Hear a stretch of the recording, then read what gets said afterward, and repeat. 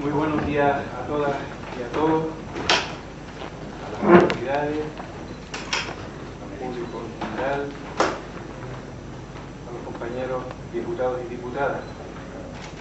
Mi intervención es para darles la bienvenida a esta mesa redonda y que es la última acción incluida en el ciclo que venimos abordando sobre los problemas y las expectativas de una sociedad afectada por la crisis más grave y continuada desde el restablecimiento de la democracia, organizada por el ilustre Colegio Notarial y nuestra Cámara Legislativa.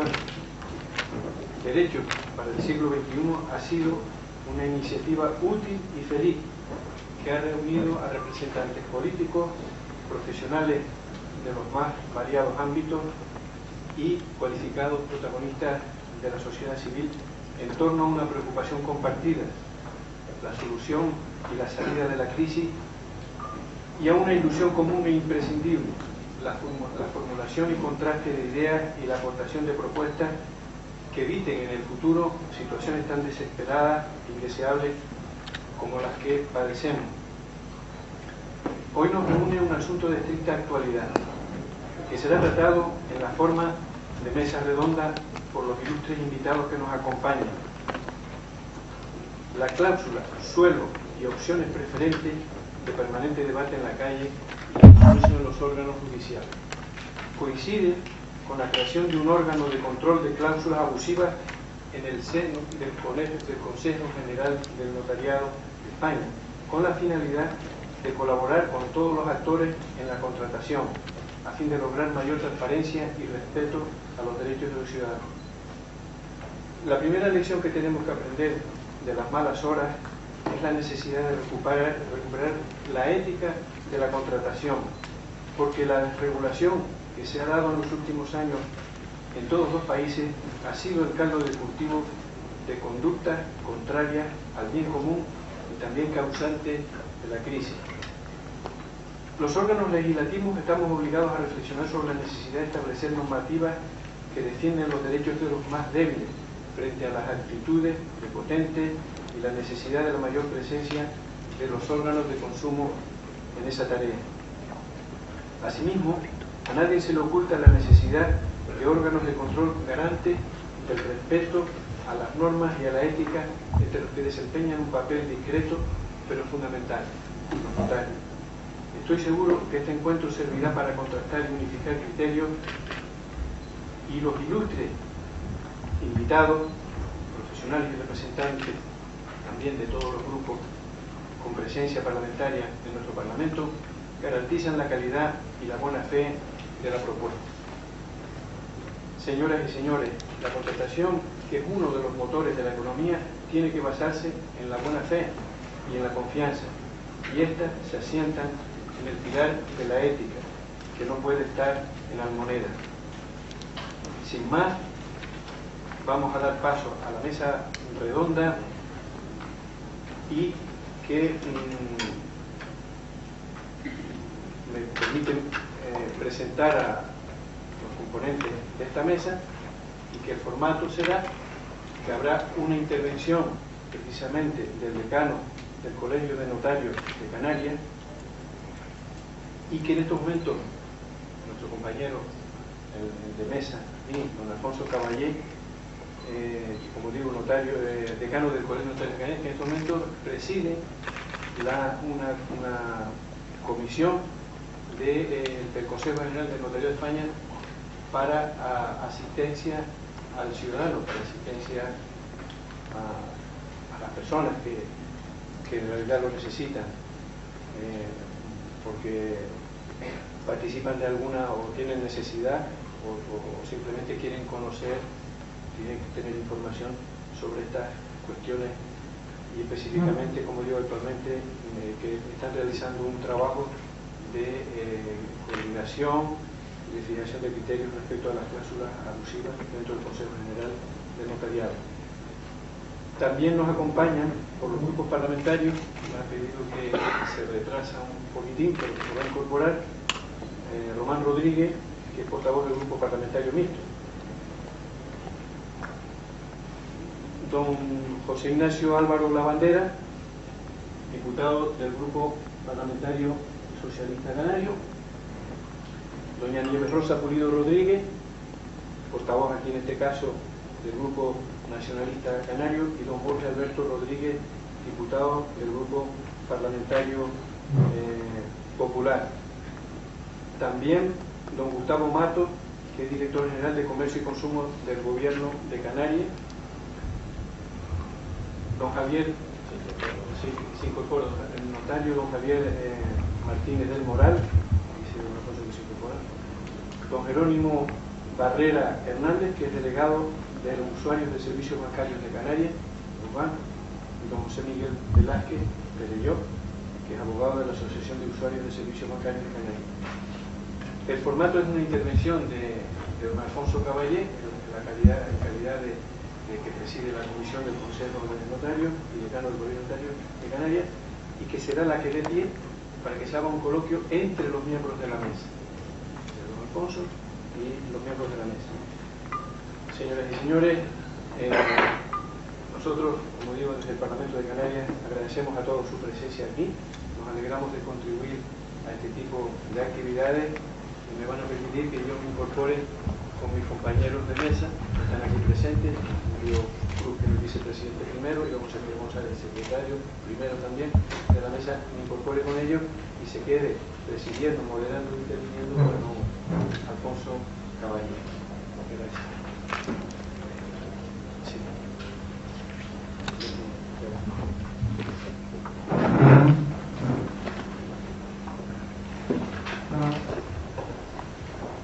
Muchas gracias a Antonio Castro por su intervención, por sus palabras, y muchas gracias al Parlamento de Canarias, que con tanta amabilidad nos han cedido esta sede para tener una mesa redonda, una mesa de debate sobre un tema que preocupa a la sociedad. Muchas gracias también a todos ustedes por su asistencia. La desregulación de los últimos tiempos nos ha conducido a situaciones que son ejemplo de lo que ocurre cuando ciertos valores éticos no son controlados y exigidos. La contratación financiera, libre de controles, ha sido una de las principales causas de la crisis económica que padecemos. Los mercados financieros, en su origen, surgieron como instrumentos para responder a la necesidad de financiación de las actividades productivas, que son la base real de la economía, al dar movilidad al capital y facilitarles la disponibilidad de recursos.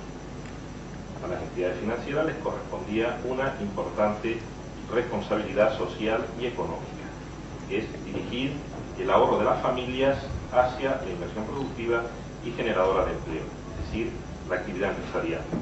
Este es uno de sus servicios y una de sus principales contribuciones al bien común. No olvidemos que la empresa no solo es capital, y es además y ante todo una comunidad de personas que por medio de su trabajo se realizan individualmente y prestan un servicio a la sociedad. La empresa se inserta dentro de una comunidad, por lo que no son irrelevantes los vínculos con otras empresas, profesionales, proveedores, distribuidores y con sus clientes, y en general con la sociedad, que convergen dentro de su ámbito geográfico. La empresa, además de sus socios, es relevante para todos aquellos que con ella se relacionan y se encuentran dentro de este entorno de influencia. Por ello, puede afirmarse que suelen tener mayor consideración al bien común las inversiones estables, las que crean trabajo y progreso, que las inversiones meramente especulativas que han estado tan en boga en los últimos tiempos. El capitalismo financiero convirtió en los últimos años el dinero en un fin en sí mismo.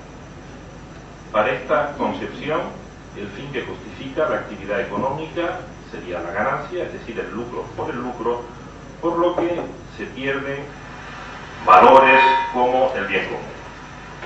El dinero, cuando deja de ser un medio para convertirse en un fin en sí mismo, pierde su carácter de instrumento al servicio de la persona y de la sociedad, con el corolario de que la economía productiva, la generadora de riqueza y bienestar social, queda en unos casos relegada, perdiendo terreno frente a la especulativa, y en otros casos queda subordinada al lucro por encima de cualquier otra consideración. La consecuencia ha sido en los últimos años el aumento de las inversiones especulativas que carecen de patria, corazón y conciencia, en perjuicio de la economía real. La cada vez mayor desregulación y la falta de control del Estado permitió la proliferación de nuevas fórmulas de negocio nacidas de la ingeniería financiera, que han generado gran inseguridad e inestabilidad en la economía real. Además, también ha tenido como consecuencia la falta de financiación de las empresas como cuerpos a los que les falta la sangre, los ha llevado al cierre o a disminuir su actividad, también con la consecuencia de la pérdida de empleo y el consiguiente daño a toda la sociedad. Este problema surge a finales de la década de los 90, que es cuando la banca tradicional une su actividad con la banca de inversión. Los bancos de inversión asumen más riesgos que los bancos comerciales, pues el mercado de capitales es un mercado imprevisible, pero también tienen la posibilidad de obtener mayores beneficios. Con la gran crisis del año 1929 se advirtió el peligro de mezclar ambas actividades. Por tal razón, en Estados Unidos, siendo presidente Franklin Delano Roosevelt, se dictó en el año 1933 la ley Glass-Steagall, que tenía un objetivo fundamental: garantizar que los bancos a los que la gente había confiado su dinero no asumieran los mismos riesgos que los bancos de inversión, cuyo objetivo principal era maximizar los rendimientos de capital invertido y cuyos principales clientes no era el cliente ordinario de la banca común, sino grandes fortunas y empresas. La estructura reguladora fijada en el sistema financiero por esta ley del año 1933 tuvo buen resultado. De hecho, el único periodo de la historia en el que no se registraron crisis financieras de envergadura fue el cuarto de siglo que siguió a la Segunda Guerra Mundial, cuando se aplicaba estrictamente esta normativa. Pero como la memoria es corta, en la década de los 80 se impusieron las tesis de Milton Friedman y la Escuela Monetarista de la Universidad de Chicago. Estas tesis tuvieron su correlación política con la llegada al poder en Inglaterra de Margaret Thatcher y de Ronald Reagan en Estados Unidos, y la presión del grupo financiero consiguieron que los gobiernos llevaran a cabo reformas legales destinadas a profundizar en la liberalización y en la desregulación. Así, en el año 1999, los grupos de presión culminaron años de esfuerzo con la derogación de la ley de 1933. Cuando la revocación de esta ley unió a los bancos comerciales y los bancos de inversión, la cultura de la banca de inversión se impuso sobre la de la banca comercial o tradicional.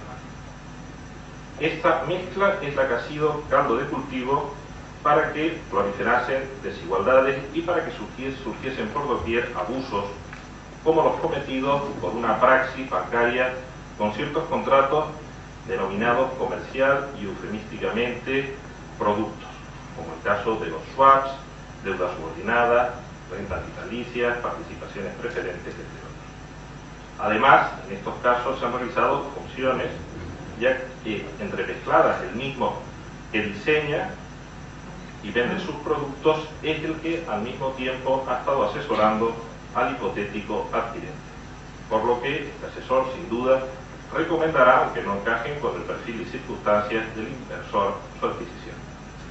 En estos casos ha faltado una asesoría financiera independiente, a ser las mismas entidades de crédito a través de su red de distribución y de sus unidades especializadas de gestión de patrimonio o bancas privadas los que han realizado esta actividad de asesoramiento financiero.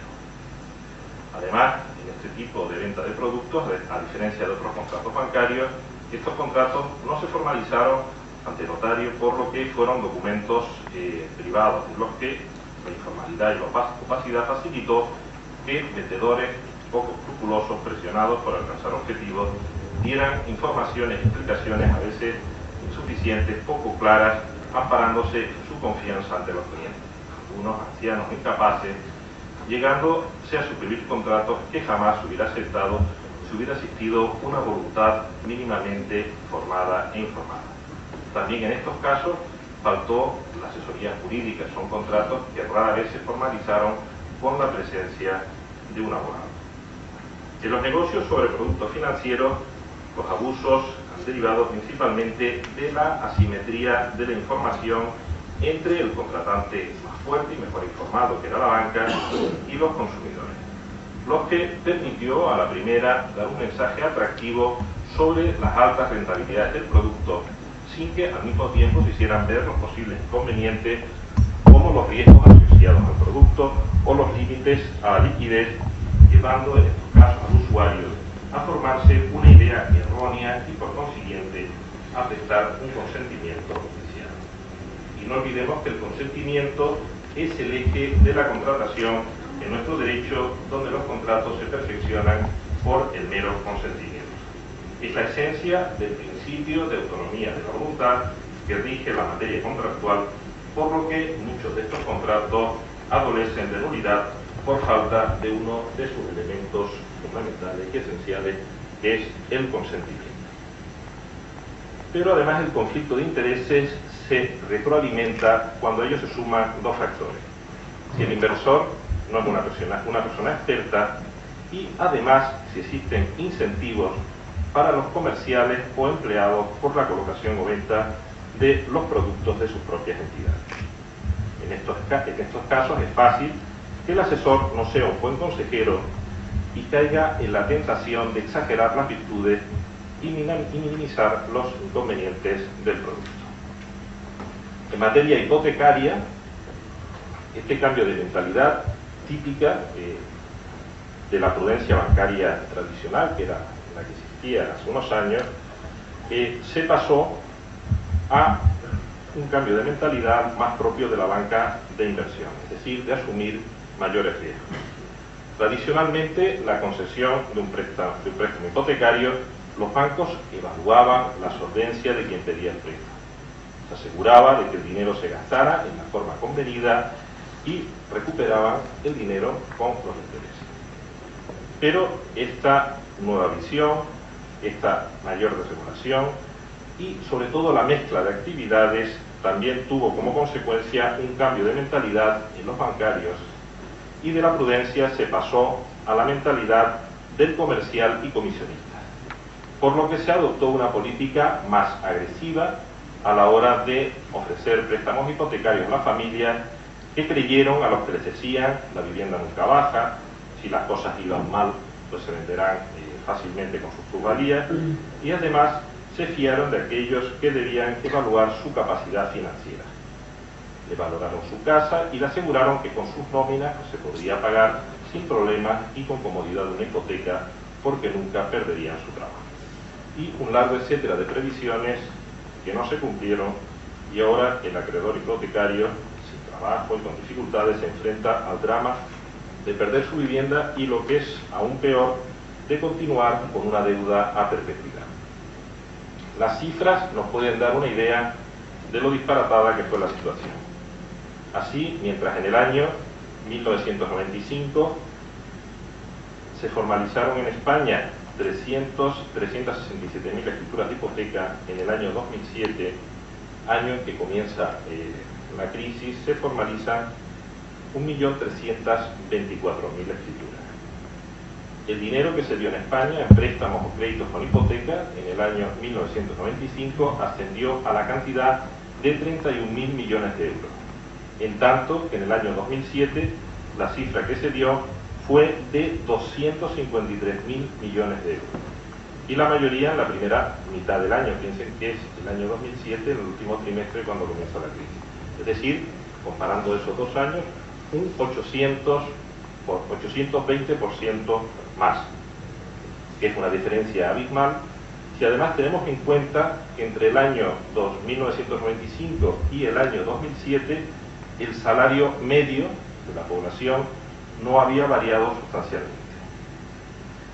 En los años pasados de la burbuja inmobiliaria, las entidades de crédito consiguieron hipotecas de alto riesgo, con tasas de esfuerzo superiores al 35% de la renta personal que tiene que dedicar el prestatario cada mes para el pago de sus cuotas, con inmuebles que fueron sobretasados y financiación superior al 80% del ya de por sí inflado valor de tasación del inmueble, llegando a superar incluso el 100%. A ello se unieron conductas como la realización de tasaciones sobrevaloradas, práctica que era fomentada por las propias entidades a la hora de conceder el préstamo, y no solo perjudicaron a las propias entidades al disminuir objetivamente la garantía, además en sí mismo constituye un fraude para los posibles cessionarios de los créditos o productos financieros que se apoyaron en las hipotecas, y se causó un daño al correcto desarrollo de la economía.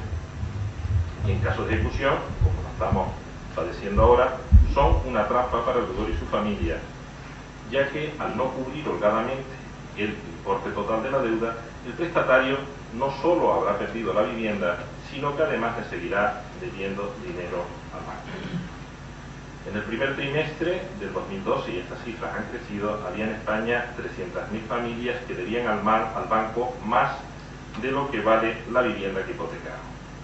Para llegar a este resultado, evidentemente, fue determinante la falta de independencia en las entidades de tasación, el controlador controlado. El banco o la caja, en estos casos, pues imponía la entidad de tasación, y estas a su vez mantenían vinculaciones económicas de dependencia con las entidades de crédito. Pues bien, estas pueden verse como una de las causas de una situación actual, entre otros muchos factores, y que ahora mismo pues se desarrollarán, me imagino, en las distintas intervenciones, por lo que esto podría extenderse un buen rato. Y como decía el presidente, es fundamental que se vuelva a recuperar la confianza y la ética en la contratación, y en especial en una contratación de tanta importancia para la buena salud de la economía y para el buen funcionamiento del país. Por eso los deberes éticos que han de recuperarse son exigibles en la contratación, y de ello no deben entenderse el Estado, ni las corporaciones públicas, ni las entidades privadas, ni la propia banca, ni los consumidores, ni los usuarios, ya que esta contratación no afecta únicamente a los intereses individuales de los que participan en el contrato, sino que con carácter general afectan a toda la sociedad. El respeto a los derechos de la otra parte, la búsqueda de la igualdad, la creación de simetrías de la información y el restablecimiento de los derechos son actividades que nos deben animar a todos a luchar por volver a generar una contratación respetuosa con los derechos de los ciudadanos, una contratación en que valores fundamentales como es la libertad, que al mismo tiempo de libertad necesita también igualdad, sea conseguida y sea recuperada. Muchas gracias, y pasamos al debate.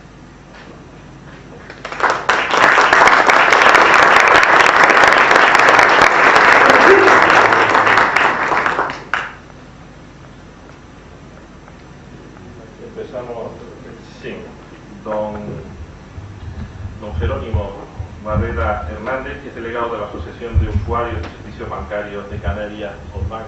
Tiene usted la palabra.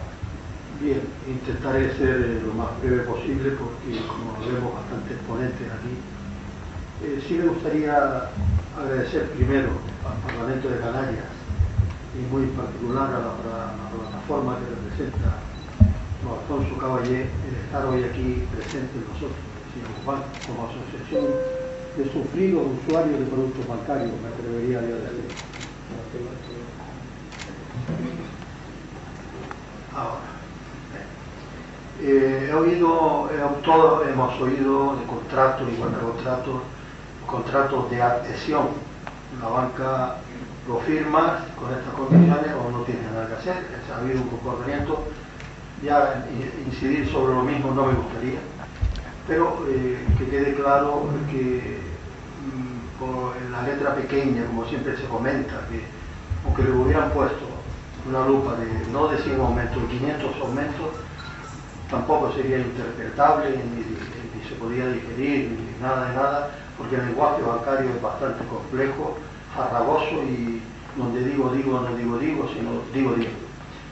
Volviendo a palabras mencionadas aquí del Banco de España, que no se ha nombrado, pero yo lo nombro como controlador, fiscalizador, regulador, brilló por su ausencia, es decir, no hubo nada de nada, miró para otra parte, y ese es el motivo por el cual las participaciones preferentes como producto altamente nocivo, que nosotros desde los bancos tipificamos como el timo del siglo XXI, donde se apropiaron indebidamente de los ahorradores, de las personas, en base a esa destruir la confianza, esa carencia de ética. He visto que don Alfonso Caballero ha insistido mucho sobre ella, porque la ruina actual de todo esto es la falta de ética. Y hemos muchas veces dicho, mira que la crisis es económica. No, la crisis, si queremos analizarla bien, la crisis es financiera. Y si damos un pasito más, ¿por qué ocurre esa crisis financiera? ¿Estamos hablando de una banca especulativa o estamos hablando de una banca garantista como la nuestra, la española, de la cual yo presumía a todos los niveles, en todos los países que visitaba, del sistema financiero bancario español? Bien ordenado, bien constituido, una excelencia. Aparece esa banca especulativa, esa banca de inversión, que es llamada normalmente por Allende los mares, en América, pero que en España el comportamiento ha sido antiético y anti todo. ¿Qué ocurre posteriormente con los ciudadanos, que es lo que más nos atrae, por el cual estamos hoy aquí? Sería fabuloso, utilizando algo que parece que está brillando por su ausencia también, utilizar la ética, y que políticos y banqueros se reunieran para buscar solución al maltrecho sistema económico financiero español. Está aquí la cuestión, está ahí. ¿Por qué? Porque la economía funciona cuando está a través del crédito, como está así establecido. Para salirnos de ahí necesitamos tiempo. Pero la parte financiera, donde la banca corta el grifo, ha sido mortal para todas las pequeñas y medianas empresas, para todo el mundo. La banca ha dejado de cumplir con su misión, que es comprar dinero y vender dinero, y prestarlo. ¿Prestarlo a quién? Al sector público y al sector privado. El sector público, porque se necesitan hacer cosas, y el sector público funciona como inversión. Se invierten 7 millones, puede ser el plan PIBE, parece que se estuvieran regalando 7 millones, pero se recaudan 20 por otro sitio, con los impuestos, por lo que sea, por lo que hay que pagar. En el sector privado, para la familia hay que tener mucho cuidado, porque está la golosina del crédito, está la trampa ahí tendida. Lo que hace falta es más ética y más ética en el sistema financiero español. Y yo no sé si volveré a intervenir después más tarde, voy a intervenir más tarde porque hay una cosa aquí que me gustaría leer, como colofón al final. Pero hasta el momento, para yo no extenderme demasiado y predicar como ejemplo, tengo muchas cosas más que decir, pero me callo. Gracias. Muchas gracias. Don Gustavo. Sí, bueno, gracias, buenos días a todos y a todas. En esta primera intervención, que entiendo que es una pequeña introducción para el nuevo debate, decir básicamente que la situación que se ha generado no es solo consecuencia de una desregularización o de las malas prácticas del sector financiero, básicamente y fundamentalmente, con respecto a lo que a los ciudadanos les toca, se debe, yo creo que en gran medida, a la dejación de funciones que hizo en su momento la administración.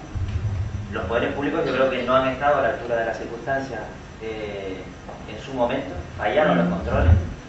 Un banco tiene la obligación de ganar dinero, es una entidad privada, no responde a intereses públicos, pero la administración pública sí está para controlar los abusos, los desmanes o en fin, las ansias de ganancia de entidades privadas en detrimento de los ciudadanos.